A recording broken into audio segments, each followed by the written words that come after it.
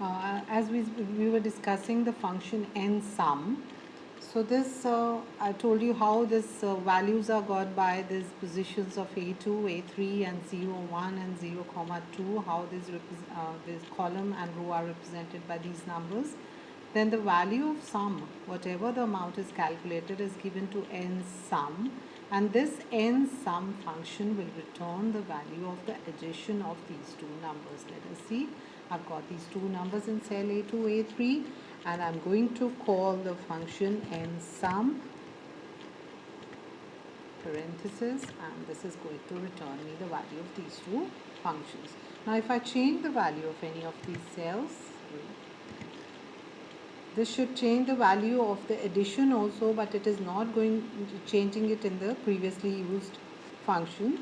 So I have to take this function in new. So n sum will be called a fresh, and this will get the fresh value. If I get this value changed, now previous values are not changing, again I have to take the function again, that is this new value. Then I have got another function, which is when I call the arguments. Again I go to tools, I go to organize, open office, and in my module 1 I have got this function and I need to edit this. I've already got this function in front of you.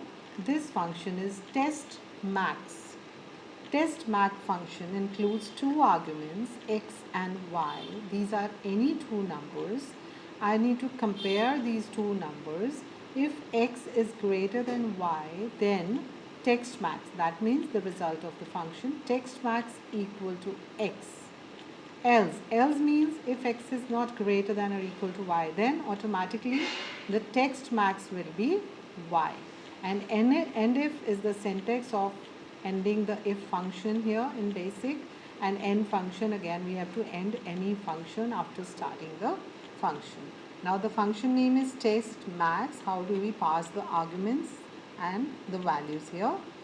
Now here I have got to call the function, that is test max, starting with equal to sign, and I start the bracket.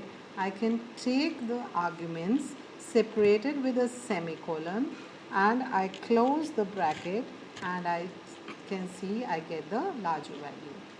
This is calling the arguments. And if I take this test max function and I call it by values, I can take any value separated by a semicolon and I close the parenthesis, I get the larger value through this macro.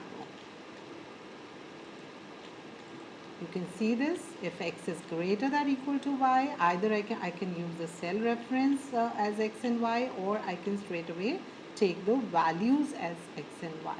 The condition is given to it. It will take the larger one, will be printed as the result of this function. And then in the end we are left with a sorting function.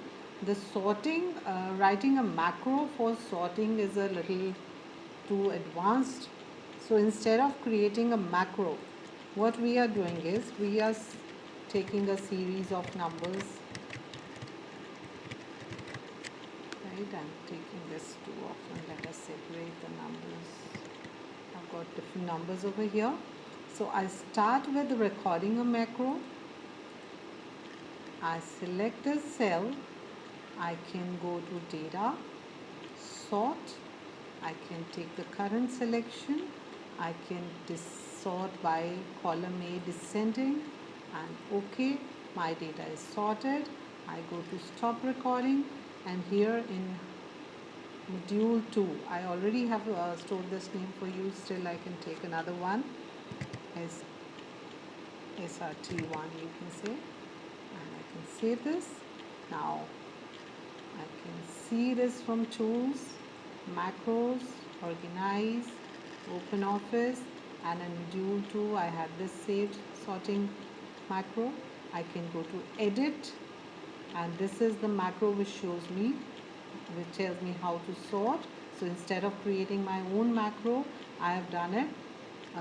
This open office has done it automatically for me. We can understand it a little bit. the dimensions of a document as object and dispatcher as object. These are required to be declared, and document is the current document, this component current controller dot frame, and dispatcher is to be declared like create service.